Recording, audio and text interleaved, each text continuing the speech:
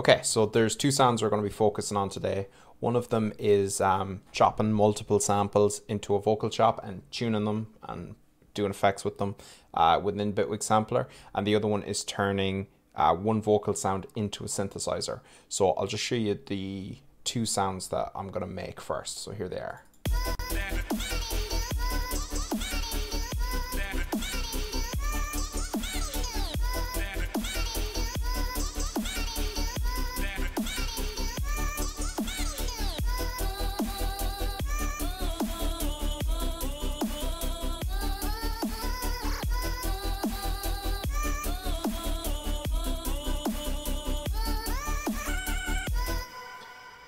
Okay, so I'll just show you how I did this. It's a drum machine here, and on this drum machine I have some samples loaded basically.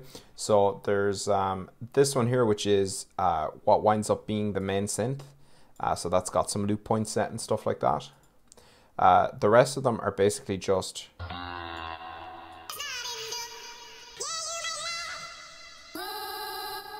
they're just random parts of the sample. This last one here, there's a loop point as well that's being modulated by the timbre of the notes.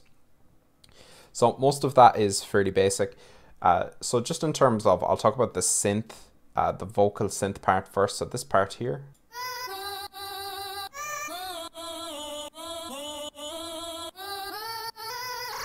So there's two big things with that. The first thing is to select a good sample. So if I bring up the big view of the sampler here, the main thing that you want is for the area that you loop to have consistent volume and pitch.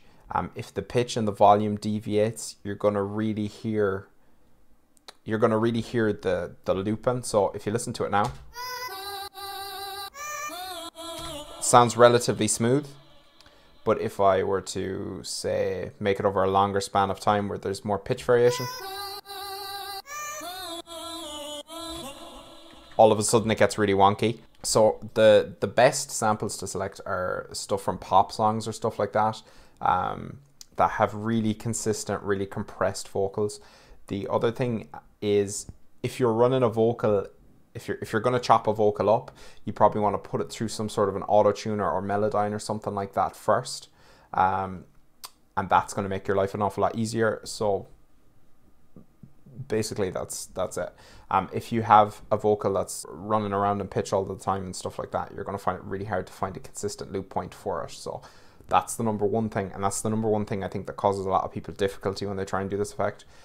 The other thing is something that's kind of unique to Bitwig, and that is the pitch expressions here.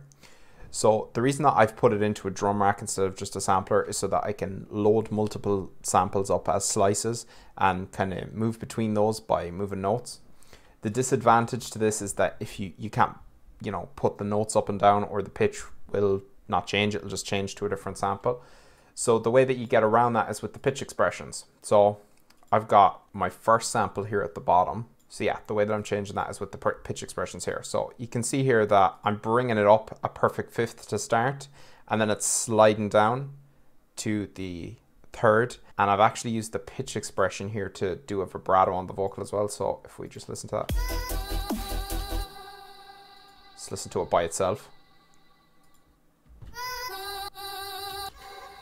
Basically, when you do it this way in the piano roll, you have control over pitch slides. You can pitch slide in the middle of a note. So I do that over here. So yeah, you can see here as well that this is just one note, and I'm using the pitch expression to actually turn it into like a 3-note legato note. And then the same thing here. More legato. So that's why I like doing it this way, because you've got a lot of control over that, and you can do multiple samples. And then here at the end, you can see that I've got it going up into pitch here, and then I'm doing a slight kind of weird vibrato. And then at the end, it's coming to its main pitch at the end. And then there's like an intensifying vibrato at the end, so you can hear that now. Okay, so just in case anybody's not completely sure on how the pitch expressions work in Bitwig, I'm just going to quickly show you. So say this is your sample here, what you do is in the piano roll here, you come down to this tune and fork picture down here. See this little tune and fork guy? You turn that on, and that's going to give you access to your pitch expressions. So in the sampler here, you just need to make sure that pitch is turned on here. That by default, this is generally off. So make sure you turn that on and that it's set to 100%. And then any change that you make in here is going to change the pitch, okay? If I want to change the entire pitch, I just pull that up. Now, if I wanted to bend the pitch over time, I create another point here. And let's bring that up a perfect fifth, which is 7 steps. Now, the other thing I showed off is how you do vibrato. So if you wanted to do a simple vibrato on it, what you would do is just create a bunch of points here. And by default, it will snap to intervals of 1. So if you pull up on a point, it's going to go 1 semitone up. But if you hold shift, that'll let you do finer control. So if you just hold shift while you drag these individual points around. So I've kind of exaggerated the effect here, but it will do this. So you can create subtle vibrato, you can create extreme vibrato, and as well as that, just in case you're not familiar with the pitch expressions, you can go up or down 24 semitones. So that's basically it for the vocal synth line. Because of the pitch expressions, you can do quite a lot with it. So the other section that I've got here is this is like the multiple vocal chops line. So this is actually more similar to doing an actual vocal chop on the arranger view if you were to chop stuff up.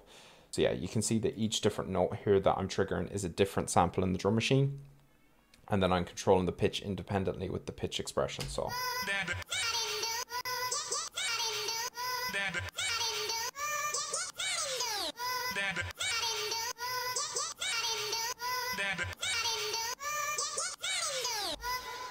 So again, I'm just selecting the sample that I want with the note that I'm choosing here.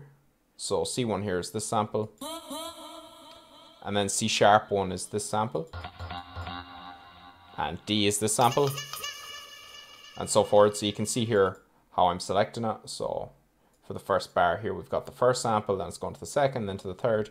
And then the pitch is being controlled independently by the pitch expression here. So again, you can edit this whatever way that you want. So you could do this. Or you could do, big pitch type. The other big advantage to doing it this way is that you also have access to your note expressions here. So you can use stuff like your timbre to control things here. So let's say in the first sample here, we were to map the timbre to say, let's say the grain and the speed. Let's get rid of that. Let's just do it over a longer period of time so you can hear it. So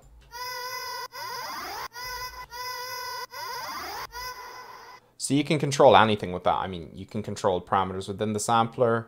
You could control external effects that are outside of the sampler or whatever you want to. So in my opinion, that's the benefit of doing that way. You can even map it to the sample start position, and then you could change the timbre on each note, and that would play a random part in the sample.